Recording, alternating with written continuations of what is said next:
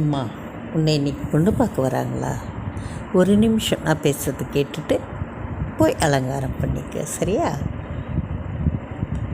இல்லை இந்த பதிவு பார்க்குற பெற்றோரா, நான் சொல்வதை ஒரு நிமிஷம் கேட்டுவிட்டு இதனை அப்படியே உங்களின் பெண்ணிடத்திலும் சொல்லுங்கள். நல்ல அலங்காரம் உனக்கு எப்படி தோணுதோ அப்படி பண்ணிக்கும்.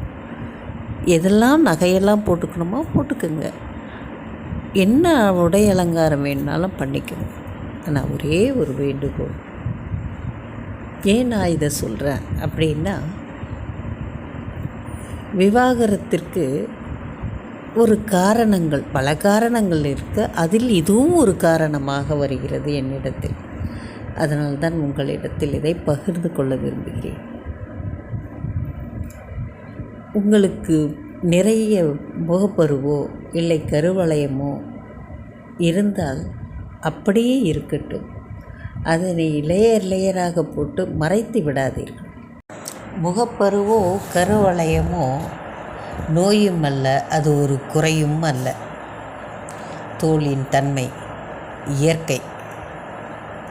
இப்படியே உன்னை பார்த்து சரி என்று சொல்பவர்கள்தான் உண்மையாக உன்னை நேசிப்பவர்கள்.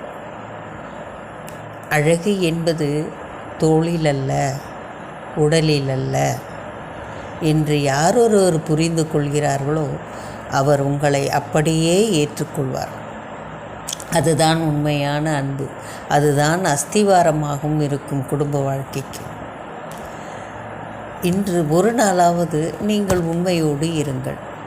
இவ்வளவு நாள் வெளியில் போவீங்க, அங்கே போவீங்க, ஆஃபீஸுக்கு போகணும், கண்டிப்பாக அங்கெல்லாம் மேக்கப் தேவைப்படுகிறது, போடுவது தவறில்ல. ஆனால் காலமெல்லாம் உன்னோடு வாழப்போகின்றவர்களுக்கு உண்மையாக நீங்கள் எப்படி இருப்பீங்கன்றது தெரியணும் இல்லையா முகத்தில். அதற்காக சொன்னேன். விவாகரத்திற்கு இதுவும் ஒரு காரணமாக வருகிறது என்னிடத்தில். முன்பே சொன்னேன் அல்லவா, படைத்தார். ஏனெனில் இன்று மறைத்து விடலாம். திருமணமான பின் அந்த உண்மைத்தன்மை தெரிய வரும்போது ஏமாற்றி விட்டீர்கள் என்ற ஒரு குற்றத்தை உங்கள் மேல் சுமத்துவார்கள். அதற்காகத்தான் சொன்னேன். ஆமாம், அவர்கள் மட்டும் ஏமாற்ற மாட்டார்களா என்கிறேன். அடுத்த பதிவில் அவர்களுக்கும் ஒரு எச்சரிக்கை உண்டு. கண்டிப்பாக. நன்றி, வாழ்த்துக்கள்.